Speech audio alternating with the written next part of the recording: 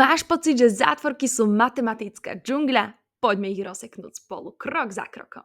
Minus 2 krát x je minus 2x a minus 2 krát 5 je minus krát plus nám dá minus a teda je to minus 10. Poďme na druhú zátvorku. Minus 5 krát prvý člen je 5 krát 3 je minus 15 a ačko pripíšeme. Minus 5 krát minus b je plus 5b, lebo minus a minus nám dá plus. No a čo tá tretia komplikovaná zátvorka? No roznásobujeme každý jeden člen osobitne. Čiže 4 krát 2 je 8, 4 krát 3x je 12x, pretože plus 4 a plus 3 x nám dá plusko. No a v poslednom prípade máme plusko a mínusko.